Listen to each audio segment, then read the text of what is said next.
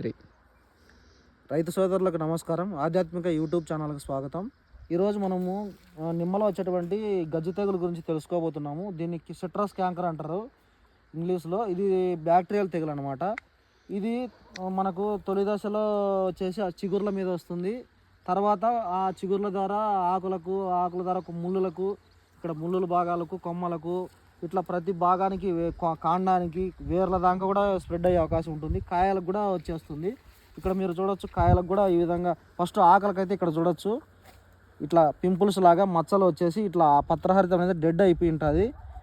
ఈ భాగం చూడొచ్చు, ఇట్లా మచ్చలు వచ్చేసి ఉంటాయి, ఇట్లా మచ్చలు.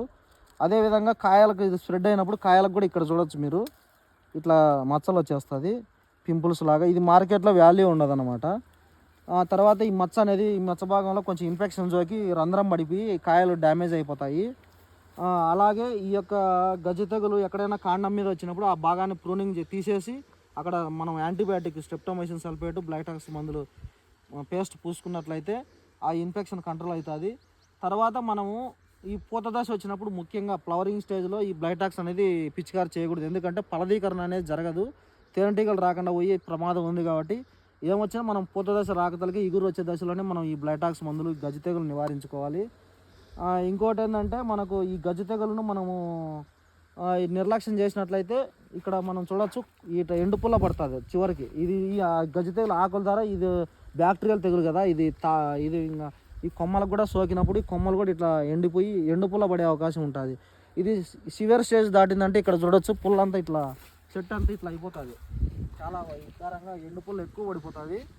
ఇంకా దీనికి దిగుబడి రాకుండా ఇంకా ఎక్కువ తెగులు ఉధృతి ఉండడం వల్ల రకరకాల సమస్యలు వస్తాయి. అందువల్ల దీన్ని నివారించుకోవాలంటే మనము ఒక 400 గ్రాములు కాపరాక్సి క్లోరైడ్ అంటే బ్లైటాక్స్ సింజెంటా వాళ్ళది, అది ప్లస్ ఇంకోటి స్ట్రెప్టోమైసిన్ సల్ఫేట్ అని యాంటీబయాటిక్ని కూడా మనం కలుపుకొని 40 గ్రాములు 200 లీటర్ల నీటికి కలిపి పిచికారి చేసినట్లయితే ఈ గజ్జి తెగులను సమూలంగా నివారించే అవకాశం ఉంటుంది. ఇంకొక విషయం, ముఖ్య విషయం రైతులకు తెలియజేయడం ఏంటంటే, ఈ గజ్జి తెగులు నివారించుకోవాలంటే ముఖ్యంగా మనం మొక్కలు తెచ్చుకునేప్పుడు ఎంపిక చేసుకునే విధానంలో బాలాజీ రకం అనేటువంటి ఒక అంట్లు తెచ్చుకుని నాటినట్లయితే గజ్జి తెగులను తట్టుకునే క్యాపబిలిటీ దానికి ఉంటుంది. ఈ గజ్జి తెగులను ఆ విధంగా కూడా నివారించుకునే అవకాశం ఉంటుంది. అందువల్ల ప్రతి రైతు ఈ విషయం గుర్తించండి. ఈ కంటెంట్ మీకు నచ్చినట్లయితే లైక్ చేయండి, దయవుంచి షేర్ చేయండి. ఈ యొక్క మీరు చేసే లైక్, షేర్ ఈ విధంగా తెలియజేస్తే మాకు కూడా ఒక ఉత్సాహం వస్తుంది. మాకు ఇంకా అంత చేయాలనే ఆతృతతో ఇంకా మంచి విషయాలుగా మీ ముందుకు తీసుకొస్తామని తెలియజేస్తూ ప్రతి ఒక్కరికి ధన్యవాదాలు తెలియజేస్తున్నాను.